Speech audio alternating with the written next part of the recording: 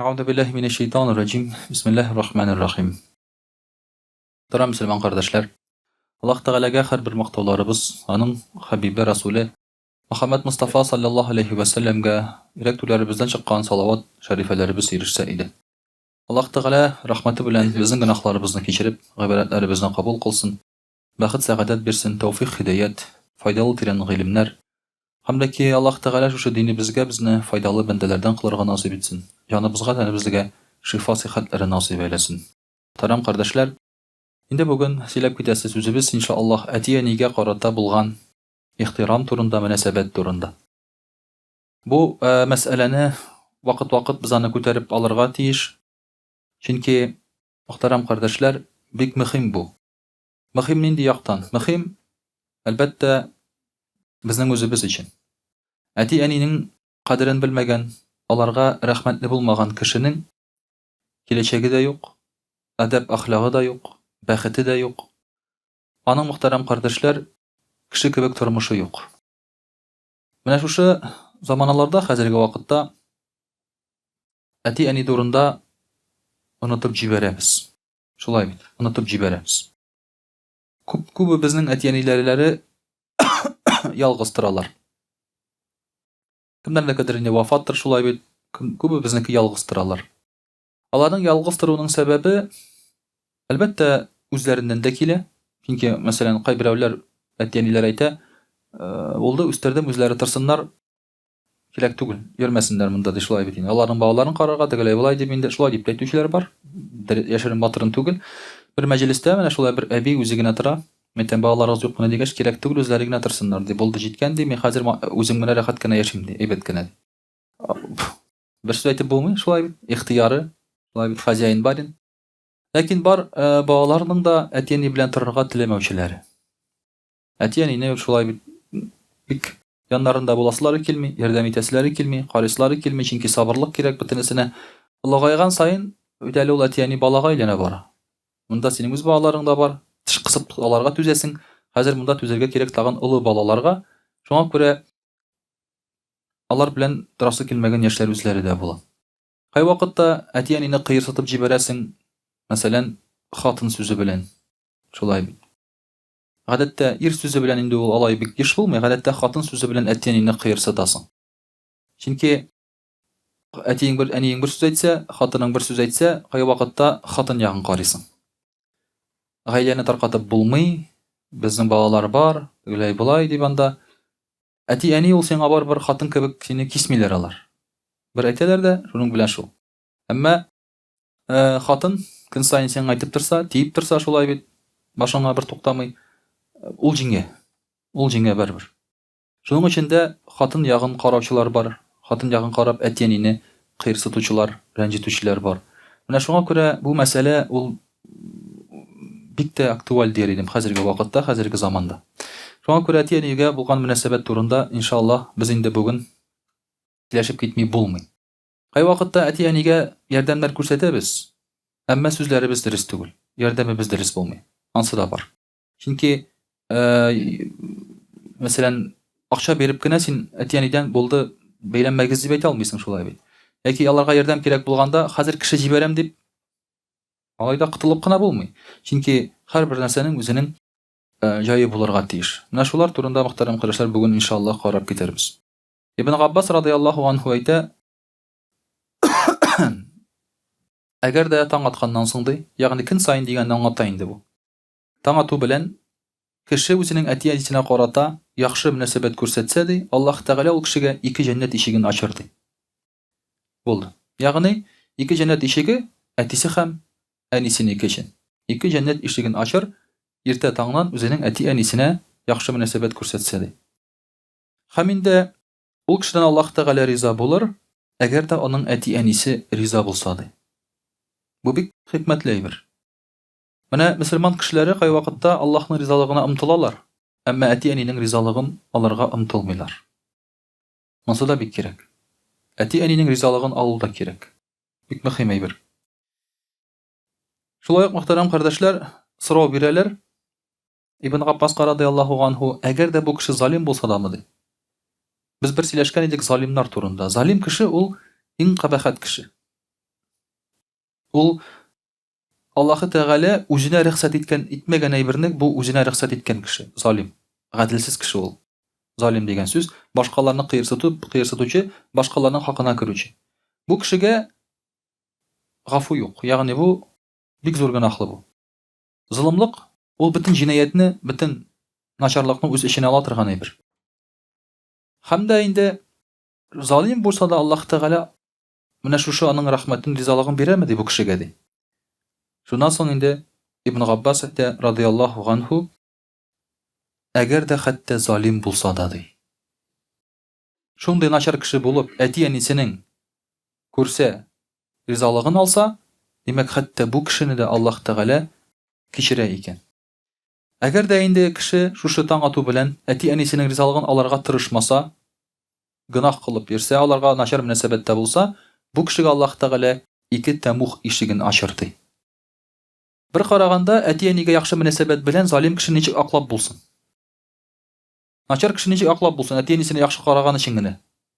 Мөхтәрәм кардәшләр, әти-әнисенә яхшы караса, ул залим булмый. Ул үзгәрү юлына басачак ул кеше. Әти-әнисенә мехрибан, шәфкатьле булса, әти-әнисенә дөрес караса, яхшы караса, ул кеше залимлыгыннан туктыячак, әгәр залим булса да. Чөнки аның күңелендә изгелек дигән нәрсә бар. Иң беренче начарлык менә американский киноларны карыйсыз бит, шулай бит. Яратып карыйбыз бит инде бөтенебез дә. Аллаһка шөкер. Анда җинаятьчеләрне күрсәтәләр. Җинаятьче. Иң зур җинаятьче кем? Алар һәрбер җинаятьче, анда аның була теге исповедь дибез инде. Татарча сүзе юктыр ул исповедьнең, шулай бит. Күңелен ача, үзенең җинаятен сөйли. Мине кичкенә чакта әти кыйныйдыр иде, шулай бит инде. Куып чыгара иде ди, тегеләй була иде. Мин шулай үстем ди. Шуннан соң теге аның белән сөйләшкән кеше сорый. Аннан соң нәрсә булды ди? Аннан соң ди, әзрәк кенә буйга җиткәч, мин аны суйдым ди. Яки атып үтердем ди. Менә шушы сүз белән ул үзен бик крутой җинаятьче дип күрсәтә инде. Шулай бит. Шушы сүз белән ул үзенең бик шундый бернинди принциплар белән дә риза булмыйча, шулай бит инде бернинди принципларны кабул итмичә, теләсәң нәрсә эшләргә сәләтле кеше икәнен күрсәтә. Чөнки чыннан да әти-әнисен кадерен белмәгән, әти-әнисенә җинаять кылган бу кешенең принциплары юк. Бернинди принципы юк. Кай вакытта сорап куялар да, хәзрәт, менә кеше яхшы, юмарт, әйбәт, кешеләргә ярдәм итә, матур хылыклы, тәмле сүзле, якты йөзле, намаз укымый инде, Аллага ышанмый, ул да тәмухка керәме ди? Керә. Әйтәм, керә, ул тәмухка керә. Нишләп соң алайсың дигәч, ул бит изгелекләр, яхшылыклар кыла дигәч, мәйтәм, мисал итеп менә бер сүз китерәм. Менә сез әйткән кеше, бөтен ягы әйбәт. Бөтен ягы әйбәт. Кешеләргә, күршеләргә, хатынына, балаларына, әти-әнисен кыйный. Нәрсә дирсең бу кеше турында? Ул әйтә, бу начар кеше ди. Бу начар кеше ди. Менә бу мәйтәм, әти-әнидән истин Аллаһ Тәгалә тора. Аллаһы Тәгаләгә начарлык күрсәтсәң, син калган бер изгелегең дә юк синең.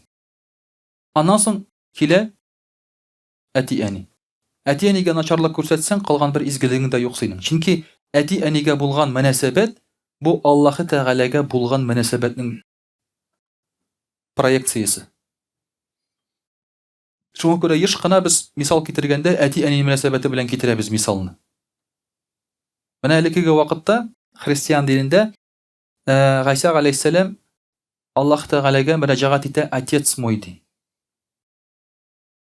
Аның аңлатмасы бар икән. Ул аны отец мой ди, әти дип түгел, элек Аллага отец дип мөрәҗәгать иткәннәр. Һәм Алла дәрәҗәсенә үзләренең әтиләрен куйганга күрә, әтигә дә Алла исеме белән отец дигәннәр. Ягъни отец ул әтинең исеме түгел, Алланың исеме булган. Шу монда теге әтинең исеме Аллага кушылмаган, Алланың исеме әтигә кушылган булган. Менә шундый бер проекция дип әйтик инде. Шуңа күрә дә әти-әнигә булган мөнәсәбәт ул синең Аллага булган мөнәсәбәтеңне күрсәтә. Шул исәптән бу кеше зур начарлык кыла торган булса да, димәк, әти-әнисенә яхшы мөнәсәбәттә булса, Аллаһы Тәгаләгә карата аның мөнәсәбәте яхшы булырга мөмкин. Шулай бит инде дөрес юлда булырга мөмкин, ул һич югында. Һәм инде Аллаһ Тәгалә шуңа күрә аның ризалыгын насыйп итәргә мөмкин. Мөхтәрәм кардәшләр, кайбер мөселман кешеләре зур-зур изгелекләрне беренче урынга куеп, әти-әнине онытып җибәрәләр хәтта. Шундый бер мисал, бер кеше Пәйгамбәрбез саллаллаһу алейһи ва сәлләм янына килә дә әйтә, минем җихадка барасым килә ди. Изге сугышка шулай бит. Андан да бер караганда зуррак изге гамәл юк кебек. Үзеңнең җаныңны, малыңны Аллаһ Тәгалә юлында җәлләмичә корбан итү. Моннан да зур изгелек юк кебек. Пәйгамбәрбез саллаллаһу алейһи ва сәлләм бу кешедән сорый. Ахайюн абавак. Әтинең әтиәнең исәнме ди? Ул әйтә, әйе исән ди. Фәфихима фәҗахид. Менә аларга хезмәт ит, шушы булыр синең җихадың ди. Аларга хезмәт ит, шушы булыр җихадың. Шуңа күрә галимнәр әйтә, дини, хәтта шундый кирәкле булган изге эшләрне эшләсәң дә, тик җихадка чыгасың килсә дә, әти-әнинең ризалыгын алырга кирәк икән. Булай гына теге көтүмкәләреңне җыеп чыгып китеп булмый. Анда да әти-әнинең ризалыгын сорарга алырга кирәк. Бу бик мөһим әйбер шулай ук. Чөнки бер караганда дин нәрсә таләп итсә дә, без аны үтәргә тиеш, әти-әни белән киңәшләшмичә дигән кебек. Ләкин әлбәттә монда бар искәрмә, әти-әнинең сиңа гынах кылырга кушса, аларга буйсынырга ярамый. Кайбер вакытта әти-әни гынах кылырга кушырга мөмкин. Мәсәлән, үз кызларына әйтергә мөмкин, яулык бәйләмә дип. Намаз укыма дип үз балаларына әйтергә мөмкиннәр. Бик мөмкин. Андый мисаллар бик күп. Кайберәүләр, кайбер кызлар мәсәлән, язалар шулай. Телефоннан инде сораулар бирәләр. Әнием каршы намаз укыганга, әтием каршы яулык бәйләгәнгә дип берәр киңәш бирегез әле дип, менә шулай дип язып җибәрәләр. Андый чираклар да бар. Бу чиракта инде аларга карата аларга буйсынылмый. Гынахлы әйбер кушылса. Әйтик, мәсәлән, харам ризыклар, харам эчемлекләр кулланырга кушылса. Әмма калган чиракларда шулай бит. Синең әти-әниең хәтта намазсыз булса да, динсез булса да, син алар белән киңәшләшеп, аларның ризалыгын алырга тиеш. Бигрәк тә никах мәсьәләсендә. Хәзерге вакытта яшьләр никах мәсьәләсендә әти-әнинең ризалыгын алмыйлар. Мен әйтер идем, хәзерге вакытта яшьләрнең никахлары бәхетсез булуының сәбәбе ул бәлки үзләре пар эзләүдә түгелдер, бәлки. Чөнки бер кешене белеп бетереп булмый. Аларның бәхетсезлеге әти-әниләрнең ризалыгын алмаудадыр дип уйлыйм. Күп очракта әти-әни постфактум ризалаша. Кая барсын инде ул, шулай алар йоклап йөриләр. Алар инде төн утырып уйлыйлар да, ярар нишәтәсең инде ди, ризалашалар. Бу чын күңелдән биргән хәйр фатиха түгел. Күп очракта шулай килеп чыга. Кай вакытта инде туйга да килеп утыралар теләмичә генә. Теләмичә генә килеп утыралар, күренеп тора ул. Әйткән сүзләрендә дә. Андый туйларда уңайсыз хәтта менә утырырга да мин күп булды шундый очраклар. Бигрәк тә менә татар егете марҗа кызын алган очракларда, анда нишәргә белми инде әнисе. Ярар инде, трагедия булган кебек. Нишлисең инде сүз сайын шулай әйтеп тора. Бик уңайсыз. Кай вакытта әниләре басып котлау сүз әйткәндә дә, теге матур котлау сүзләр әйтмиләр. Әйтәләр, без каршы булдык ди. Без әйттек ди, ләкин ди менә сүзне тыңламадылар ди. Шулай дип котлау сүз әйткән вакытта шулай диләр. Уңайсыз, нишәтәсең, шулай бит инде. Булар әти-әнинең сүзен янга куйган булып чыгалар. Шуңа күрә дә әти-әнинең ризалыгын алырга кирәк. Бер сахаба килеп шулай бит сорау бирә Пәйгамбәрбез саллаллаһу алейһи ва сәлләмгә, "Мен абарру" ди. Кем иң изге кеше ди? Иң изге кеше кем ди? Пәйгамбәрбез саллаллаһу алейһи ва сәлләм әйтә, "Әниең ди, уммука" ди. "Сумма мен" ди, аннан соң кем? Әниең ди, уммука. Аннан соң кем ди? Аннан соң әниең уммука ди. Аннан соң кем ди? Аннан соң әтиең ди, абука. Монда да ирләргә ихтирам юк инде, шулай бит. Монда да ирләргә ихтирам юк. Нәрсә генә әйткәндә, без бик кимсетелгән халык, ирләр. Берсендә сорау бирделәр. Мәҗлестә инде хәзрәт, менә икенче хатын алу, ул бит инде нишләп, ул әйбәт түгел, тегеләй булган хатын кызар сорады инде. Сүз кузгалттылар инде. Мен әйтәм, мөселман ире ул мәйтәм, иң забитый мискин ир ул мәйтәм. Нишләп ди? Мәйтәм, менә мөселман булмаган ир кеше рәхәтләнеп гүл әйтте. Шулай хыянәт итә, рәхәтләнеп җири, акчасын дигәндә монда тота, командировкага китә дә бер атнага, 3 көн эшли дә 4 көн гүл әйтеп ята, отельдә эшеп, проституткалар белән рәхәтләнеп, рәхәт нормаль яши, шулай кешечә дип әйтик инде. Хәзерге тел белән әйткәндә шулай бит. Мөселман кешесенең әйтәм андый мөмкинчелеге юк, ул мискин забитый ул. Гүләйт тә алмый ул, аны шулай бит зина була, чалмый ул, гынах була. Инде икенче хатын алам дигәндә шундый бер теге туннельнең ахырында бер якты йолдыз мае шулай торганда шулай бит инде. Хатын әйтә юк ди. Шулай бит инде. Бөтен өметләрен әйтә моның чәлпәрәмә китерә. Ул мөселман ир кешесе әйтә иң мискин забитый ир кеше ул. Гади ир кеше белән чагыштырганда да хәтта. Шуңа күрә дә бу очракта да әти кеше, ир кеше шулай бигрәк забитый килеп чыга монда. Шулай бит инде. Ләкин бу хадиснең хикмәте бар. Нинди хикмәте? Әнине ихтирам итәргә куша Аллаһ Тәгалә һәм аның илчесе Пәйгамбәрбез саллаллаһу алейхи ва саллям. Әмма менә әтине ихтирам итәргә кушырга тиеш әни кеше. Хикмәт шунда бу хадисның. Чөнки әти кеше әнигә карата ихтирам уятмый баласында. Аның вакыты юк. Алар сөйләшеп утырмыйлар. Әниегез яхшы, әниегез тыңлагыз дип. Чөнки ул иртән китә, кич кайта. Аларның андый нәрсәгә вакыты юк аның. Әти кешенең ул армиядә генерал шикелле чётка сырый, ашадыгыз, иштегез, авырмыйсызмы, бишле алдыгызмы, бар җаклагыз. Шулай бит, чётка аның шулай ир кешенең. Шуңа күрә балалар белән сөйләшә тәрбияле хатын-кыз. Һәм әтигә карата ихтирамны уята әни кеше. Әнигә кешегә карата ихтирамны уята Аллаһ Тәгалә үзе. Шуңа күрә дин белән беренче булып танышса бала, мәчеткә барса, анда шундук әйтелә. Әниеңгә карата ихтирам. Җәннәт әниләрнең аяк астында. Хатын-кызның җәннәте иренең астында. Иренең аяк астында. Менә моны маска кирәк, шулай. Менә монысы шуның аның белән тыгыз бәйләйбер. Инде шулай мөхтәрәм кардәшләр, икенче бер хадисендә Пәйгамбәрбез саллаллаһу алейһи ва сәллям әйтә: Әгәр дә Аллаһ Тәгалә уф дигән сүздән дә, уф дип әйткән сүздән дә әзрәк, ягъни җиңелрәк берәр нинди әти-әнине тыңламауның ысулы булса ди, Аллаһ Тәгалә аны да тыяр иде ди. Аллаһ Тәгалә Коръән-и Кәримдә әйтә: Бисмиллаһир-рахманир-рахим, ва ла тaqul лахума уффин. Әти-әниеңгә уф дип тә әйтмәде. Менә моннан да түбәнрәге булса, әти-әнигә ихтирамсызлык билгесе. Аны да тыяр иде Аллаһ Тәгалә ди. Моннан да түбәнрәге юк. Уф дип әйтү. Чөнки калган бөтенесе сүз белән әйттеңме, кул белән эшләдеңме, алар инде моннан авыррак бөтенесе. Син монда әниеңә әйтә мәсәлән, чәй ясап бир әле улым ди. Бер сүз әйтмисең, чәй куярга торасың, шулай бит инде. Бөтен син әзер. Әмма уф дип әйтеп куйдың.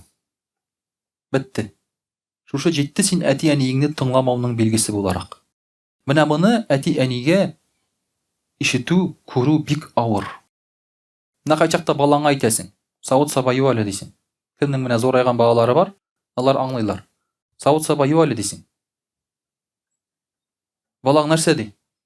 Ну, несчастный, потом ди, соңрак ди, борчыма мине ди. Ана соң хәзер юлыйсың тавышын күтәрәсең, шулай. Уф, диде. Савыт сабай юарга китә. Әти-әнигене аңлый менә бу сүзне, уф дигән сүзне, шулай бит. Ул авырып елап жатканда, син бит уф димәдең, күтәреп чыгып чаптың больницага аны, шулай. Астына сигәндә уф димәдең син. Бер көн буе жатмады ул үзенең сидигендә бугында. Син аның астын җыштырдың, аның бугын үзеңнең кулың белән юдың. Бер дә җирәнмичә, шулай бит. Өстеңә менеп башыңа сигән вакытта син уф димәдең бит. Субханалла, машалла дип елмайдың гына, килдең генә, шулай бит. Шуңа күрә дә менә бу сүзне әти-әни аңлый нинди сүз икәнен. Ул аны бик авыр кабул итә. Һәм Аллаһ Тәгалә әйтә, хәтта бу сүзне дә әйтмәгез ди. Бер нәрсә эшләсәгез, килеп елмаеп эшләгез. Килеп елмаеп дигәч, миңа гел әти искәчә. Ашап утырабыз, стел артында инде. Ашыйсы килми инде, манный буткасы, я бәрәңге авылда нәрсә булсын инде, шулай бит инде. Ашыйсы килми инде. Әти әйтә, тырып китмәкче буласың, әти әйтә, ашагыз ди. Шуннан соң авызлар кәкрәя инде, күз яшьләре чыга башлый, шулай бит, ашыйсы килми бит инде. Әти ашарга куша. Карый безнең шулай итеп җылый-җылый ашаганны да инде әти әйтә, елмаеп ашагыз ди. Ну,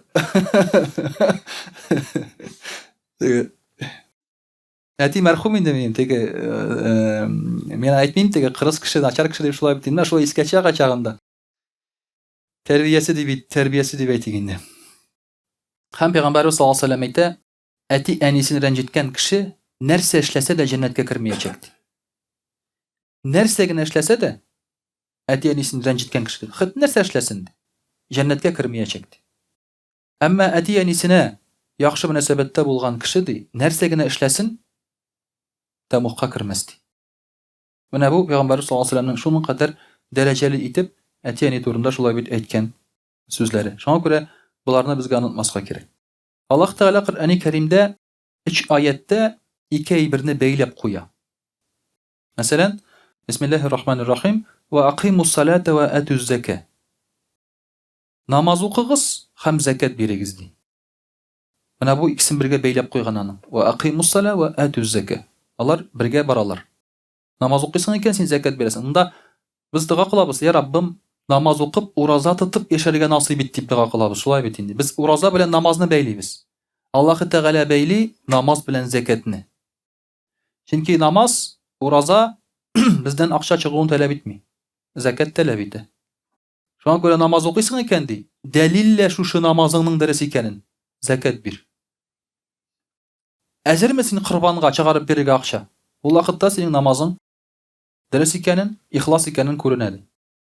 Шулай ук Аллаһ Тәгалә икенче аятта әйтә, Бисмиллаһир-рахманир-рахим ва атигуллаһа ва атигур расул. Аллаһ Тәгаләгә буйсыныгыз, һәм аның илчесенә буйсыныгыз. Пәйгамбәрбез Мөхәммәд саллаллаһу алейһи ва сәллям. Аллаһ Тәгаләгә буйсынасыз икән, Пәйгамбәрбез саллаллаһу алейһи ва сәллямгә дә буйсынасыз. Бернинди шиксез. Ул нәрсә әйтсә дә, Алла сүзе ул сезнең өчен. Бетте, шуның белән бәйле. Кемдер әйтә, Аллаһка ышанам дип, Пәйгамбәрбез саллаллаһу алейһи ва сәллямгә тыңламыйм ди, буйсынмыйм ди. Алай булмый. Алар икесе бергә тыгыз бәйле. Димәк, Пәйгамбәрбез саллаллаһу алейһи ва сәллямгә ышанмасаң, Аллаһка да син ышанмыйсың яки буйсынмыйсың. Һәм 3нче аятта әйтә, Бисмиллаһир-рахманир-рахим, анишкурли ва ли валидайка. Аллаһ Тәгалә әйтә, миңа рәхмәт әйтегез һәм әти-әнигезгә ди. Әти-әнигезгә рәхмәт әйтмәсәгез, миңа рәхмәт әйтмәгән булып чыгасыз. Миңа сезнең рәхмәтегез кирәк түгел. Әгәр дә әти-әнигә рәхмәт әйтмәсәгез. Димәк, әти-әнин зурлаган сайын, ихтирам иткән сайын, кешенең Аллаһ Тәгаләгә дә шулай ук ихтирамы, рәхмәте арта. Һәм киресенчә. Баны Аллаһ Тәгалә бергә шулай бәйләп куйган мөхтәрәм кардәшләр. Инде икенче бер хадисендә Пәйгамбәрбез саллаллаһу алейһи ва сәллям әйтә, әти-әнинең ләгънәте баланың асылын, нигезен кисә ди, тамырын кисә ди. Әти-әнисе баласын ләгънәт кылса, бу кешенең тамыры киселә. Һәм ни өчен ләгънәт кыла? Ал әти-әнисен начар караган өчен. Менә хәзер киләләр дә сырыйлар, хәзрәт, минем 7 буында күрәзәчеләр әйтте ди, яки багучылар кемнәрдер әйтте ди, 7 буыныңда синең бер туганың начарлык кылган, я булмаса әти-әниең мәсәлән ниндидер баласын ләгънәт кылган дип инде шулай дип әйттеләр ди. Бу дөрес микән ди? Без белмибез, әлбәттә, син аның буынында андый хәл булгандырмы, юктырмы? Әмма монда дини асыл бар бу сүздә. Каячандыр синең бабаларың шулай бит ләгънәт кылса үзенең баласын дип әйтик инде. Ул сиңа да кагыла. Бер караганда синең гаебең юк. Син бер нәрсә эшләмәдең, начарлык эшләмәдең. Ләкин аның начарлыгы сиңа тиячәк. Сиңа тиячәк. Мәсәлән, әйттең, алдыңда син бер кешене үтердең ди. Бу кеше начар кеше, мәсәлән, син яхшы кеше. Мәсәлән әйтәм мин. Булай гына мисал китерәм. Син аны шулай дип әйттең дә үтердең ди. Син ул кешене җибәрдең теге дөньяга. Ләкин ул кеше үлү белән кем зыян күрде тагын? Аның хатыны, балалары, әти-әнисе шулай ук зыян күрә. Ул кеше начар ул. Әмма әти-әниләр яхшы булырга мөмкин, балалары, хатыны яхшы булырга мөмкин. Әмма алар барыбер зыян күрәчәк. Менә монда да шулай. Әти-әнисе ләгънәт кылды икән, бабаң каяндыр анда балаларын ләгънәт кылды икән, сиңа да аның начарлыгы тиергә мөмкин. Шуңа күрә Пәйгамбәрбез саллаллаһу алейһи ва сәллям әйтә, тамырын кисә баланың ди, әти-әнинең ләгънәте ди. Кем әти-әнинең ризалыгын алган, шул Аллаһ Тәгаләнең ризалыгын алган ди. Ә кем Аллаһ Тәгалә, кем әти-әнинең ачуын китергән ди, ул Аллаһ Тәгаләнең ачуын китергән ди. һәм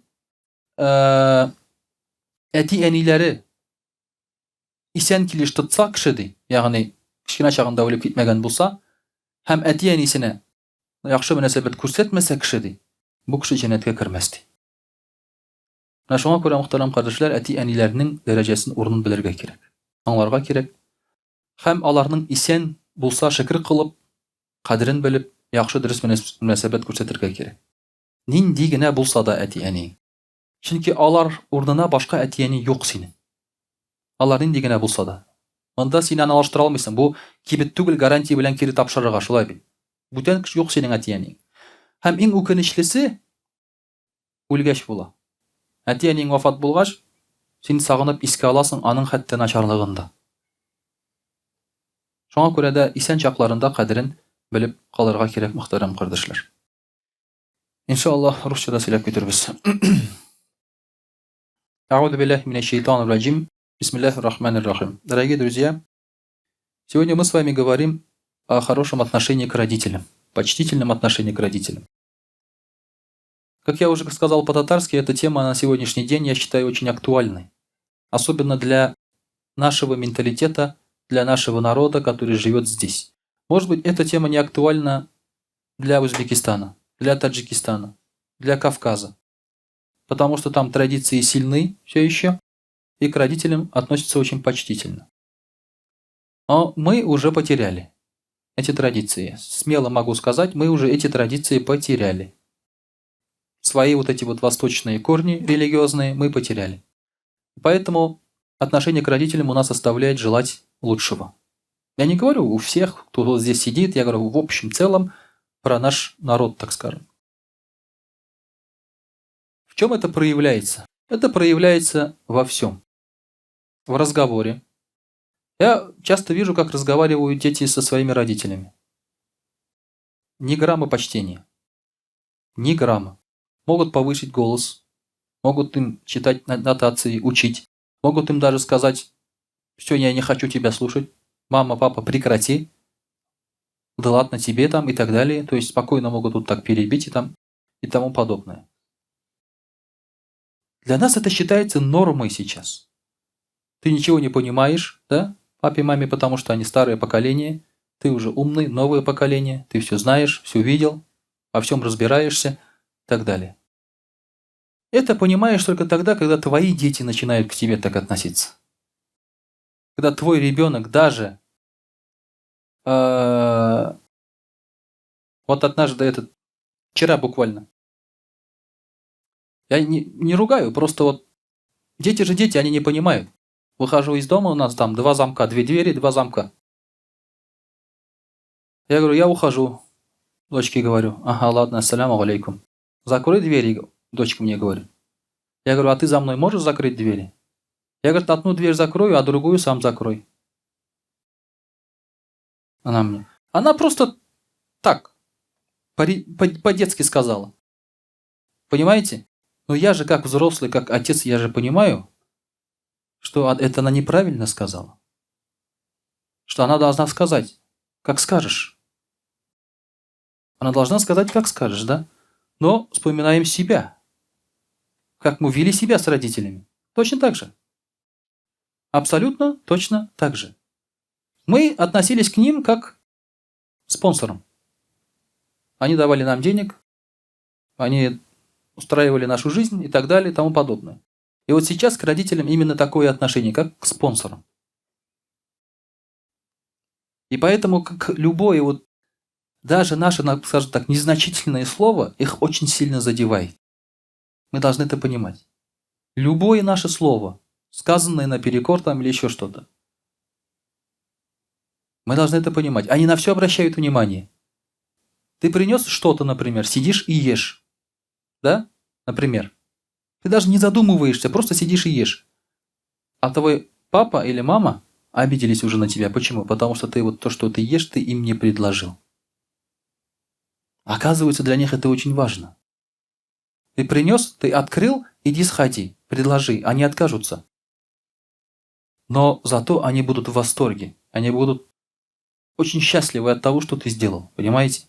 Вот такую рода вещи мы уже потеряли. Мы уже это не знаем, уже не понимаем. Все. Взять свою маму там, или своего отца, куда-то отвезти, да? Давай там, я тебе кое-что покажу, там и так далее, там подобное. Это все уже давно забытые вещи. Прийти домой, например, к родителям и сказать, выложить, например, 1000, 10, 15, 50 на стол и сказать, это я вам оставляю. Они, конечно же, откажутся. Или даже если возьмут, они это отложат, потом тебе дадут трудный час. Да? В любом случае, ты просто вот так вот скажи. Это вот вам, ни в чем себе не отказывайте, что надо, платите. Хотите вкусно поесть, ешьте. Что-то, вещи хотите купить, купите. Вот так им просто. Кто говорил? Да? Ну, редко кто так говорил. Кто-то говорит, у меня нет возможности. Детям же выкладываешь. На себя ты выкладываешь эти суммы. Поэтому вот такого рода вещи, дорогие друзья, мы должны понимать и знать. И вернуть по отношению к нашим родителям. Фаркат ибн Сахиба, точнее Фаркат ас-Сахиба, рахимахуллах, говорит так. Я читал, говорит, в некоторых книгах о родителях, что разговаривать возле родителей можно только взяв у них на это разрешение. Родители сидят, разговаривают, сидишь, молчишь, слушаешь. Только взяв у них разрешение, говорит, можно разговаривать. Сейчас родители берут у нас разрешение, чтобы разговаривать, правильно? Когда мы разговариваем, они встают и уходят. Видят, что они не участвуют в разговоре, что они не нужны. Нельзя ходить без нужды впереди них, если только минное поле. Впереди них без нужды нельзя ходить, то есть ты постоянно должен их пропускать, родителей своих.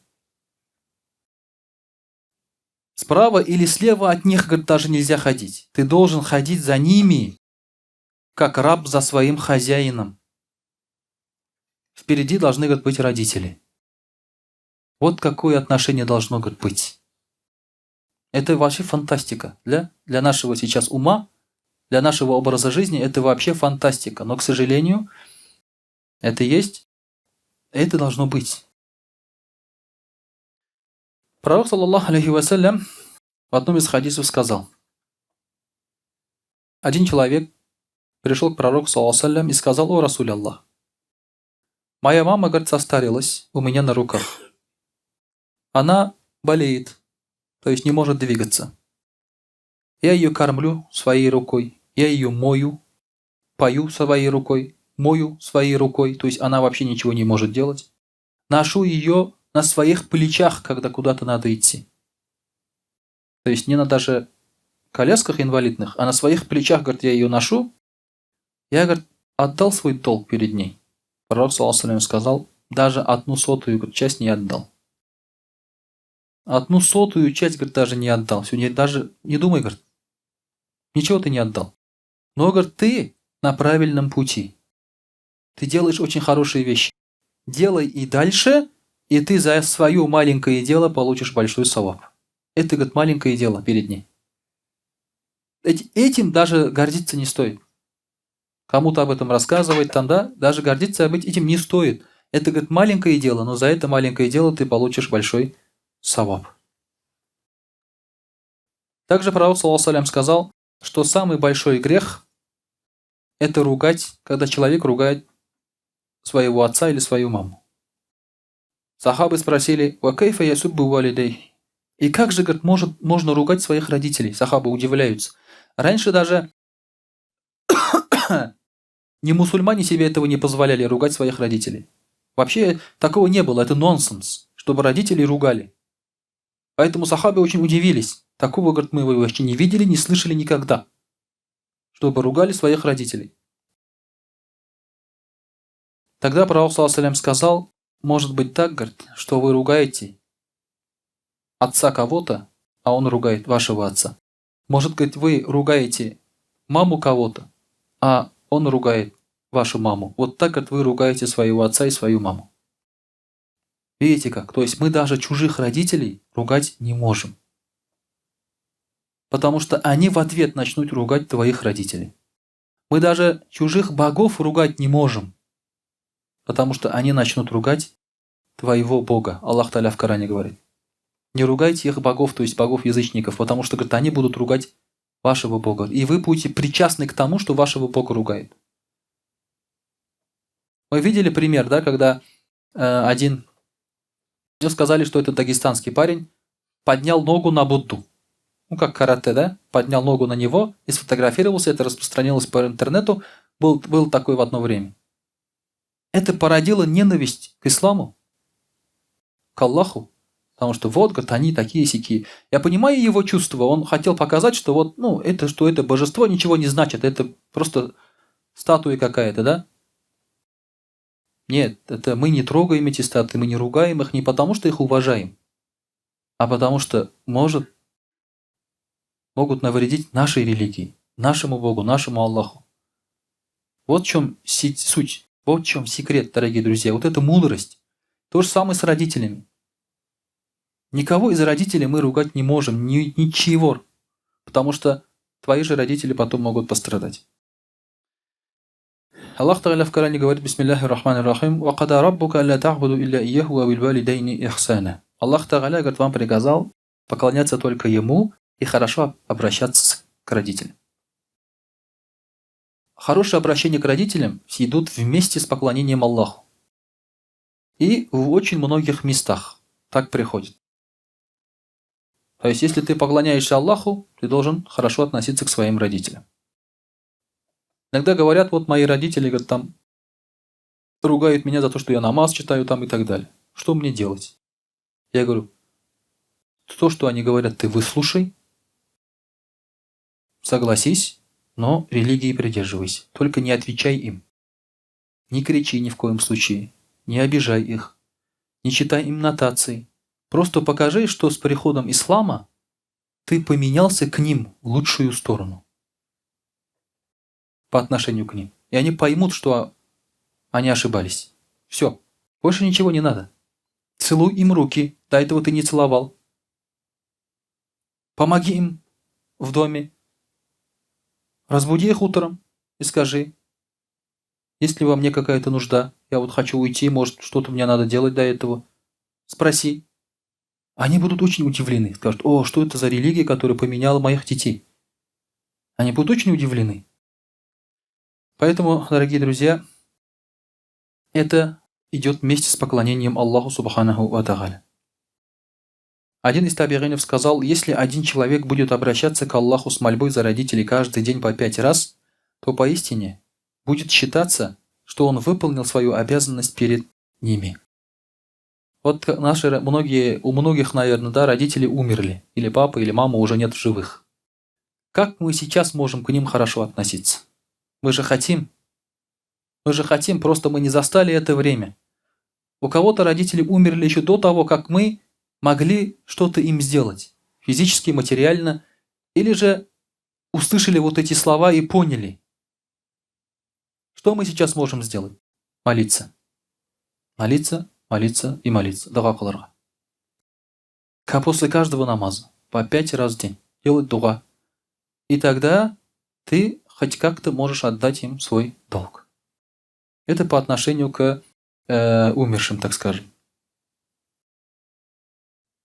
У родителей, говорит, есть 10 прав. Первое – это еда. Ты должен обеспечить едой своих родителей. Ну, вот то, что я сейчас перечислю, лишь бы не услышали это там, на государственном уровне. Потому что отменят пенсию. Вот я сейчас перечислю это все, да? Там услышат, там скажут: ого, оказывается, дети должны все предоставлять родителям, да? Отменяем пенсии там, это очень будет хорошо. Поэтому лишь бы там не слушали. Это надо будет вырезать это. У родителей, говорит, есть 10 прав. То есть дети им должны обеспечить эти вещи. Первое – это еда. Ты должен обеспечить их едой. Второе – одежда. Все, покупаешь им одежду. Третье – помощь. Любая помощь. В любое время дня, ночи, суток помощь. Четвертое – отвечать, когда они зовут. Не должно быть так, чтобы они ходили и кричали за тобой. Или, не дай бог, чтобы они еще пришли к тебе. и сказали: ты что, меня не слышишь? Это уже вообще.